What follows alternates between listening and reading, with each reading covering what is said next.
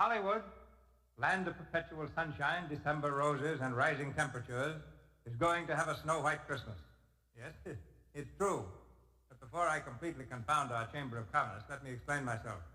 Tomorrow night in the Coffee Circle Theater, scene of epic Hollywood premieres, another chapter in motion picture history will be written when Walt Disney presents the first full-length animated film ever made, Snow White and the Seven Dwarfs. For giving us Mickey Mouse, Donald Duck, and the Silly Symphonies, the world owes Walt a great debt.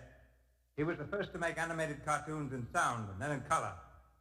And with Snow White, he pioneers once again in a picture that took 3 years to make and involved more than 2 million individual drawings. Walt is standing beside me now. I should say he's quaking beside me now. He's nervous, trembling, and out of breath. Look up, Mr. Disney. What's wrong? Nothing much. Except I've been running around in circles so long, it's getting to be a habit. Coffee circles? Well, that's just one of them. I think I've got stage fright. No, you've got premiere fright, which is much worse. You ought to know you've produced and opened more than 200 pictures. And I'm just as scared the 200th time as I was the first.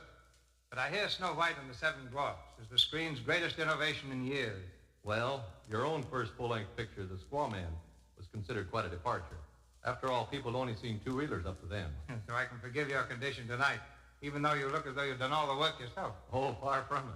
If I had tried to make this picture by myself, working 8 hours a day and going to a sanitarium for 2 weeks each summer, it would have taken me 250 years. And you figured that wasn't quite fast enough. Anyway, lots of luck. Pardon me, did you say lots of lucks? I said luck. But the name Snow White suggests Lux Flake. So that Lux Flakes maybe played some part in your production. Well, I'm grateful to Lux Flakes. They made Snow White a household word to women who wash their own fine things, long before I ever thought of putting her on the screen. I also understand that Lux Flakes play a big part in cutting down Hollywood's wardrobe bill, which reminds me how costly a young lady Snow White was to clothe. We figure her costumes cost about $100,000. Just a minute, Walt. How do you figure that when all our costumes were made with paint and brush? But it's true, even though she wears only 2 dresses, and both of them are drawings. You take the salary of the artists and the animators, and there are hundreds of them. The cost of the paints, colors, photography, and Technicolor, and little Snow White's 2 dresses add up to $100,000. The cost of our entire picture is almost as much as your own new film, The Buccaneer. And yet you didn't have to pay the salary of a single star. We who produce pictures with human beings figure their salaries alone consume 25% of our budgets.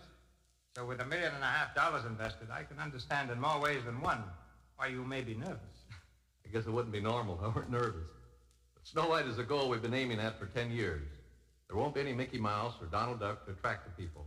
They'll all be brand new characters. I suppose after Snow White is successfully launched, you'll sit back and take it easy for a while. Are you going to stop work after Buccaneer? I haven't begun to work yet. Well, we won't stop either. It's just the beginning for us. We're going to make more feature-length animated productions and try to make use of all that we've learned in the 3 years required to produce Snow White. We don't think we know so much even now, and we're using all the outside advice we can get. What sort of outside advice?